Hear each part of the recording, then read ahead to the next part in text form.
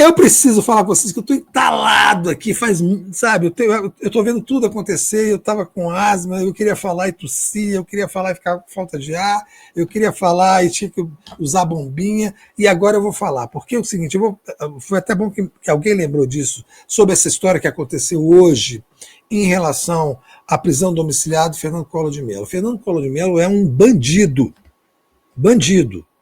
envolvido nos mais diversos crimes. Foi um presidente da República que foi caçado por corrupção.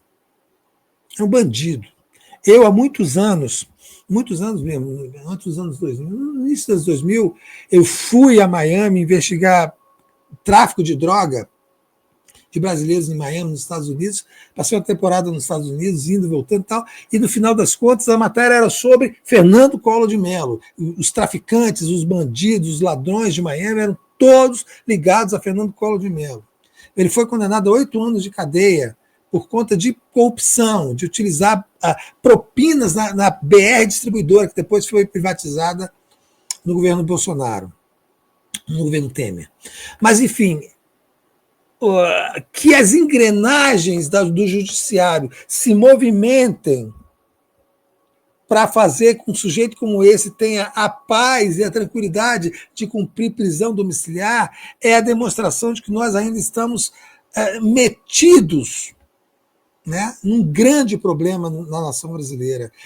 Todos os aparelhos ideológicos do Estado brasileiro estão completamente dominados pelas classes dominantes. Nas poucas oportunidades que nós tivemos de modificar isso, que foram as nomeações que o PT teve para o STF e para a Procuradoria-Geral da República e os outros tribunais federais, todas falharam miseravelmente. Continuamos colocando dentro desses aparelhos pessoas que trabalham necessariamente, sistematicamente, alegremente contra a classe trabalhadora.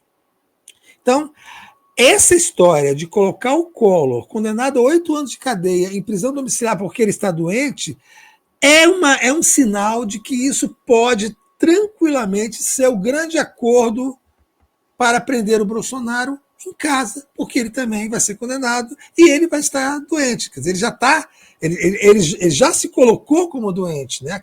Aquela pança podre, cheirando a bosta, aquilo ali vai acabar sendo o álibi do Bolsonaro para poder ir para casa. Há um outro acordo muito mal cheiroso sendo costurado dentro do Congresso Nacional, já com apoios, também com alegres e envolventes apoios das lideranças do governo, o Jacques Wagner no Senado, o Lindbergh Faria na Câmara, já apoiando alegremente esse acordo para reduzir a pena desses delinquentes, desses marginais que estupraram a Praça dos Três Poderes no dia 8 de janeiro e que, por isso, jamais poderiam ter qualquer tipo de benefício, tinham que passar a 15, 20 anos na cadeia para que nunca mais isso aconteça no Brasil. E o Luiz Fux apitou o apito dele de cachorro no STF, né, a partir do caso daquela dondoca que com um batom perdeu uma né na Estátua da Justiça e passou-se a criar uma narrativa de que ela estava sendo julgada por isso, e não é por isso que ela foi julgada. Ela foi julgada por 5 crimes, entre eles, né, atentado contra a democracia, destruição de patrimônio, atentado violento, né, contra o Estado de Direito. Enfim, ela foi condenada a 14 anos de cadeia pelos crimes que cometeu e todos esses delinquentes que estão sendo condenados também. Porém, para se fazer um acordo com esse centrão e com essa escória da política brasileira, que comanda a política brasileira, né, a partir do governo, com apoio da bancada do governo, né, da base do governo no Congresso e com o STF,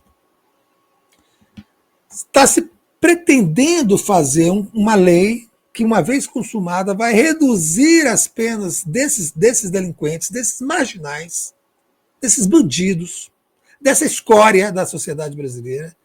E, em troca, quer dizer, a compensação que a lei apresenta, para não ficar muito mal, é aumentar as penas dos líderes golpistas e dos financiadores no futuro. Não são esses agora, não, porque a lei não pode retroagir para prejudicar o réu. Então, eles criaram e colocaram só num país que está completamente despolitizado, miseravelmente despolitizado, com uma militância de esquerda rebaixada, abaixo do esgoto. Uma coisa dessa pode vir à tona, né?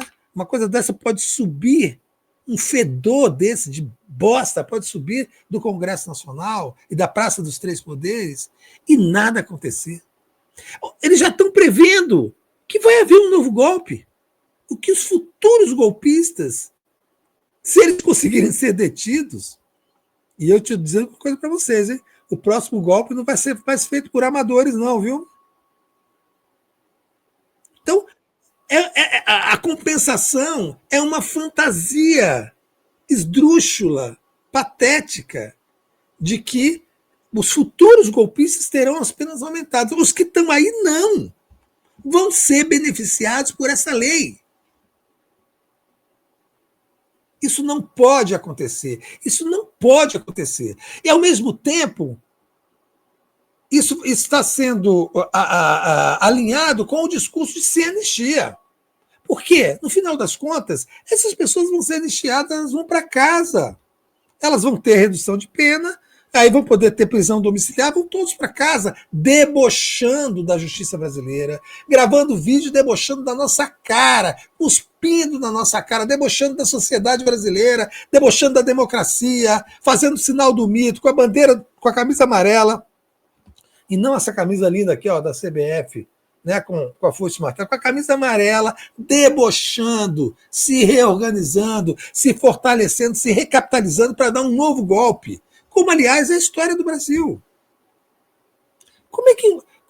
Aonde o governo, as forças políticas de esquerda, aonde essas pessoas querem chegar fazendo esse tipo de coisa? Isso é desmoralização total da luta política.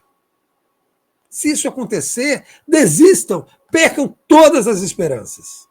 Né? Não está escrito, é o que está escrito na entrada do inferno de Dante.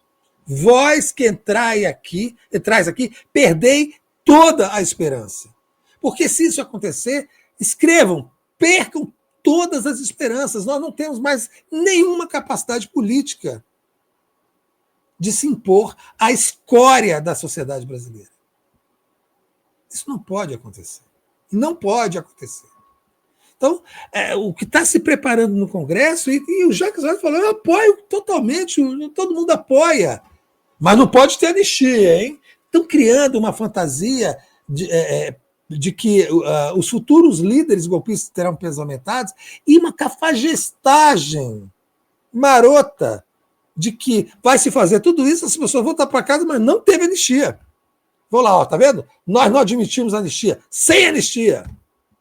É mais ou menos a narrativa que se criou para dizer que não há privatização, e sim parcerias públicos-privadas. Olha, nós não privatizamos nada, já nós fazemos parceria público-privada. Estão mudando as palavras, estão mudando a semântica, estão mudando o idioma para justificar essa covardia que é governar sem fazer enfrentamento político. Tem que fazer enfrentamento político.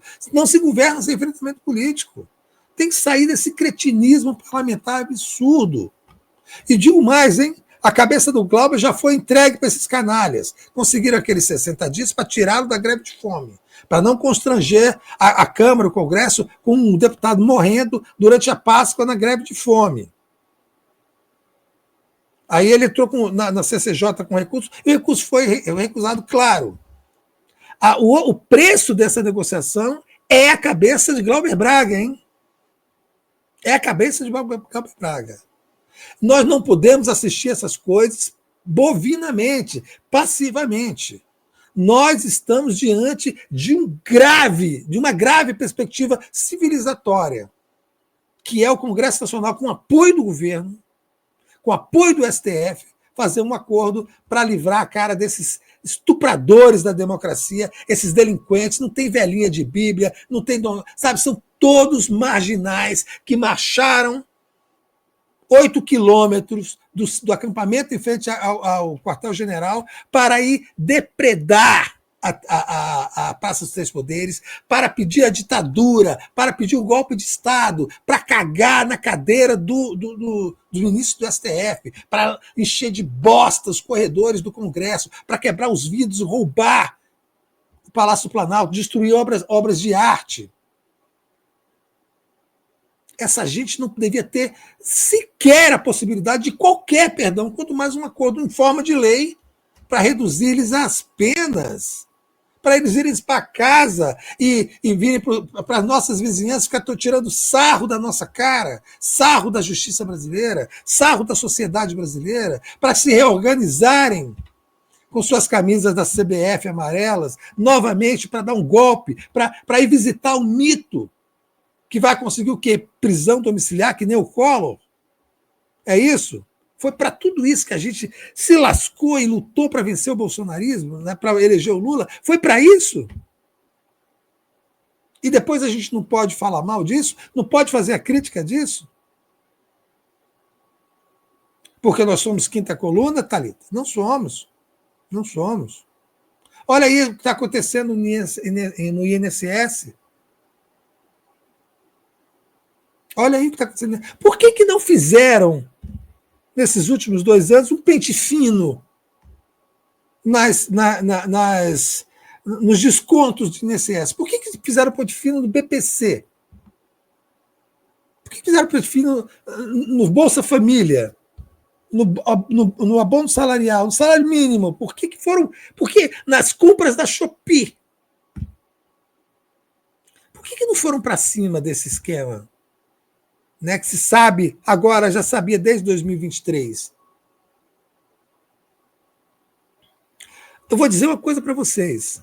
Assim, não adianta consolidar essa narrativa que foi colocada ontem pelo presidente Luiz Inácio Lula da Silva no seu depoimento, na sua declaração, como é que chama aquilo? Em rede nacional? Pronunciamento. O pronunciamento em rede nacional, pode, né? Seu pronunciamento nacional, não adianta dizer o seguinte: nós descobrimos e já botamos a investigação, vamos pegar esses canalhas que estavam roubando os aposentados, o povo brasileiro. Não adianta. Sabe por que não adianta? Porque ninguém é bobo. Ninguém é bobo. Né? Os dados do próprio INSS mostram que começou de fato no governo Bolsonaro em 2019, mas explodiu no governo Lula por 2 anos e meio sem que ninguém fizesse nada. Aí depois a Polícia Federal foi lá, deu uma merda e tal, estamos lá, não, fomos nós, tudo bem. É bom que tenha demitido o presidente do INSS, é bom que tenha colocado a polícia para pé e atrás, e é bom que se deu dinheiro desse povo todo de volta. Eu vi o Haddad todo ali incomodado, porque vai ter que mexer no arcabouço fiscal, meu caro, para arranjar 6 bilhões para devolver para essas pessoas, hein? Não serão essas associações e sindicatos que farão isso, porque esses processos vão durar anos. Anos! Todos os aposentados já terão morrido quando sair alguma decisão da justiça em relação a esses canalhas. Anos. Então tem que ser agora, do cofre, do Tesouro Nacional, do erário, 6 bi para devolver para essas pessoas. Já que descobriu e que está a favor do povo, vai lá, vai para cima. Estou perguntando se eu estou no banheiro. Não, esse aqui é o quarto da minha filha. Aqui, ali atrás é maquiagem, espelho e tal. Né? Um armário dela. É porque eu improvisei aqui, mas eu vou ter um espaço só meu para fazer transmissão. Eu passei muito tempo fora, as coisas. A casa é um ser vivo, né? Ela se movimenta. Né? E eu perdi meus espaços todos, agora que eu estou recuperando. Mas voltando aqui à vaca fria. Então a questão do INSS é muito grave, viu? É muito grave. E agora conseguiram assinaturas para uma CPI do INSS. Eu tenho muito, muito medo de quando acontece uma coisa como dessa, né, Thalita? Os caras conseguiram assinaturas para fazer a CPI do INSS. E aí a esquerda, a militância entra em estado de negação. Isso não vai dar em nada. Pô, tem várias na fila. Isso não vai para lugar nenhum, imagina. Aí vai. E aí dá merda. Dá muita merda. Porque eles têm maioria no Congresso. Aí dá muita merda. Né? Dá um monte de merda. Então, tem que se preparar para fazer o quê? O enfrentamento político. Não adianta ficar só no discurso. Vai ter que fazer o enfrentamento político. Como vai ter que fazer o enfrentamento político em relação a outra questão que foi dita pelo Lula, e dito muito bem, eu fiquei muito feliz, inclusive, que o Lula tenha se posicionado contra a escala 6x1. Maravilha, hein? Bom demais, Lula. Amei. Finalmente o governo, depois de não sei quantos meses, depois de ter entrado em estado de negação, depois da militância ter se rebaixado, dizendo que o programa era do PT, que o Rick Azevedo roubou, que o pessoal se apropriou, depois de tudo isso, finalmente perceberam que essa é uma pauta unificadora da classe trabalhadora e que pode trazer bons dividendos para o presidente Lula, para o governo e para a campanha eleitoral de 2026. Ótimo que tenha descoberto isso. Só que esse é só uma parte da questão. Lula falou que é contra a escala 6x1. Maravilha, Lula. Mas é a favor de que escala? É a favor de que escala? Porque o que os trabalhadores querem é a escala 4x3, hein? Antes que essa discussão real sobre 4x3 tomasse corpo, já apareceu a nossa querida Érica Hilton falando que se for 5x2 está bom. O nosso amado Chico Alencar, 5x2 está bom. Um monte de gente do PT, 5x2. A gente não quer 5x2, a gente quer 4x3. E para conseguir o 4x3, presta atenção, gente, para conseguir o 4x3, a gente vai ter que enfrentar na discussão política, não é na negociação entre partidos, não é em acordão, não. É no embate político. No embate político, a gente vai ter que rebater os argumentos das classes dominantes, que não querem isso. Obviamente que não querem. Né? Um dos argumentos é o seguinte, que uma escala de 5x2 ou 4x3, ela vai ter um impacto muito nas contratações, principalmente nas micro e pequenos empresários. É mentira. É mentira. É mentira. O que eles não querem é abrir mão da escravidão. É isso que eles não querem. A baixa produtividade da economia brasileira também não é um empecilho, que é outro argumento que eles costumam usar. Um país com baixa produtividade não pode abrir mão de ter uma escala de trabalho com menos de 6x1. Pode e deve. Porque o que o trabalhador precisa não é produzir muito, é produzir bem, saudavelmente, convivendo com a sua família, com seus filhos, com seus amigos, descansando, jogando bola, indo ao cinema, vendo Netflix, passeando no parque, né, bundando sem fazer nada. Precisa descansar. Né? Precisa descansar. Então, assim, nós não podemos nos render. Agora, isso só vai ser feito, Thalita e meus amigos que estão aqui conosco, e já estamos quase 1.400 pessoas. Eu nem lembrava que eu podia falar com tanta gente. Olha que coisa incrível. Né? Quase 1.400 pessoas. Muito obrigado que está chegando e vai chamando aí todo mundo, hein? Vai chamando, que hoje a gente está estreando aqui o Noite Brasil. Não se esqueçam. Não se esqueça de duas coisas. Primeiro, que não tem meta. Então, ai, meu Deus, falta 250. Não tem meta. Mas não se esqueçam que a gente precisa também desse dinheiro, tá? Para poder pagar os salários. Aqui, os trabalhadores tomaram os meios de produção mesmo. Então, todo mundo junto aqui, arrecadando para pagar o salário do outro, né? Um ombreado com o outro. Então, não se esqueçam de botar uma graninha, superchat, manda pix, assim, tá? O que vocês puderem. Mas não se esqueçam. E não se esqueçam que nós somos trabalhadores e hoje é o dia do trabalhador e da trabalhadora. Então, essa discussão da escala 6x1 é importante. Agora, a nossa discussão é que seja 4x3. Não tanto. Pô, que coisa maravilhosa você trabalhar 4 dias e folgar 3. Com 3 dias você estuda, você faz curso, você joga bola, você sai com sua família, você fica com seus filhos, você vê os seus pais, né? Você faz macarronada, chama os seus amigos, conversa com os vizinhos. É isso. Por que as pessoas têm que trabalhar? Você sabe que o conceito de trabalho, até o século XIX, até a Revolução Industrial, era de que o trabalho era uma desgraça. O trabalho passou a ser essa coisa divina e maravilhosa quando o capitalismo ganhou força na Revolução Industrial. Para poder ser. Assim, quem não trabalha é um vagabundo, é um sujeito desgraçado. O trabalho é que dignifica o homem. Não, até então, o trabalho era ligado à escravidão. O trabalho é uma coisa de gente, né, pequena, de gente menor. Essa glorificação do trabalho, ela é uma maneira de intimidar as pessoas, né? Uma maneira de constrangê-las. Qual um dos insultos mais comuns do idioma português? Qual que é? Vagabundo. E vagabunda. E vagabunda é pior ainda, porque além de ter a conotação de quem não trabalha, para a mulher ainda tem a conotação sexual. Então, assim, vagabundos e vagabundas assim, é o insulto preferido, principalmente saindo da boca de vagabundos, de herdeiros. Não é isso?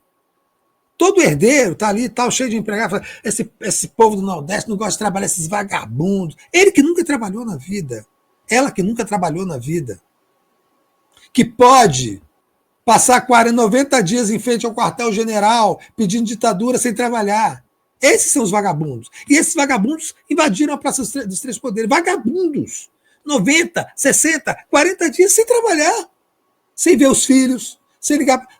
Aí, quando foram presos, agora eu preciso trabalhar, meus filhinhos, minha vozinha, minha mãezinha, meus filhinhos estão chorando. Olha, deve ter pelo menos 100 mil mães em presídios brasileiros, pobres, pretas, com os filhinhos chorando, viu?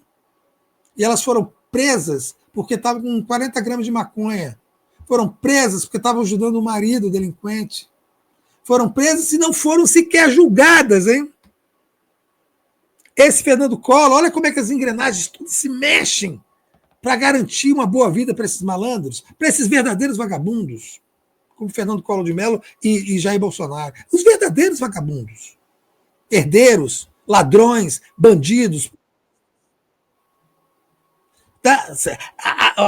O sistema judiciário se movimentou inteiro até chegar no Alexandre de Moraes para ele botar o Collor para casa. Um vagabundo, um ladrão, um sem vergonha, um tarado.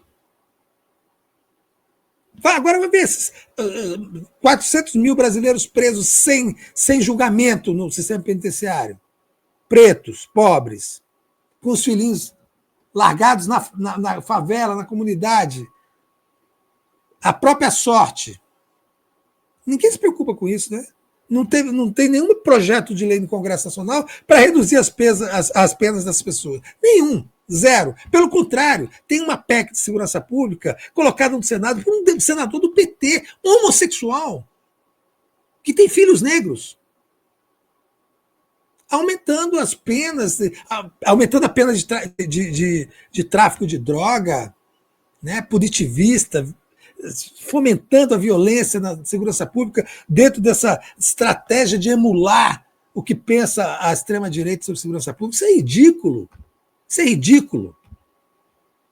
E nós que nos amávamos tanto, né, e que lutamos para eleger o Lula em 2022, estamos tendo que engolir todo dia um sapo diferente e maior e mal cheiroso e com gosto pior. Todo dia. E não podemos reclamar, hein? Porque tem a correlação de forças. Se a gente reclamar, vai voltar o bolsonarismo. Se reclamar, vai voltar a extrema-direita. Se reclamar, o povo brasileiro não vai ter o Minha Casa Minha Vida, não vai ter. Mas é mentira! É mentira! Lembra aquele meme daquele cara? É mentira! Ele dá um tapão no cara. No... É mentira! Eu acho que a gente tem que dizer um basta. Eu acho que nós temos que pedir ao presidente Lula que bote a mão na consciência, e o governo precisa dar uma guinada assim para a esquerda, precisa mudar esse modelo econômico que vai nos levar para uma tragédia, já está nos levando, vai nos levar para a tragédia. É um modelo político contracionista que vai diminuir o crescimento econômico, vai gerar mais desemprego, vai criar mais exército industrial de reserva, vai baixar os salários para baixar a inflação. E não é para isso que está sendo feito tudo isso, gente. É para poder ter superávit primário, para ter dinheiro em caixa, para pagar os bancos. Para pagar os bancos.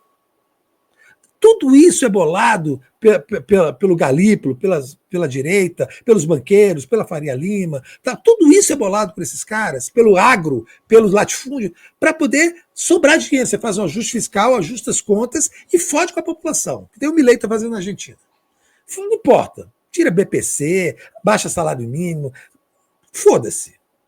Aí você sobra uma grana. Porra, olha, Brasil fechando o ano com superávit primário. Cresceu 4%. Por que é importante ter superávit primário? Porque sobra dinheiro para pagar os bancos. Isso não nos interessa. O que nos interessa é ter uma vida boa. O que nos interessa é que as coisas sejam pensadas para as classes trabalhadoras. Mesmo enquanto a revolução não vem. E como tarda a revolução, tarda, mas mesmo enquanto ela não vem, é possível fazer um governo reverenciando a classe trabalhadora, até porque o partido que está no poder chama-se Partido dos Trabalhadores e das Trabalhadoras. Não é isso? Então, assim, é possível. É possível. É possível, talvez com a nossa crítica, com a nossa insistência, com a nossa resiliência, entendam que nós não queremos derrubar o Lula. Eu, pelo menos, não quero, nunca tive a menor intenção de derrubar o Lula. Eu não sou fora Lula. E se for preciso votar no Lula, eu vou votar de novo. Mas eu também não sou. O Lula não erra, sabe? Eu não sou o governo, é um governo de gênios. É um governo de homens e mulheres que erram. E estão errando muito. E não estão ouvindo. E não querem ouvir. E estão cercados de puxa-saco. Aí não tem jeito. Não tem jeito. Então nós temos várias questões, né, a serem tratadas daqui para frente, e eu vou estar aqui todos os dias, à noite, para conversar com vocês, eu e Thalita, para a gente tratar isso com olho no olho, falar as verdades, discutir com verdade, né?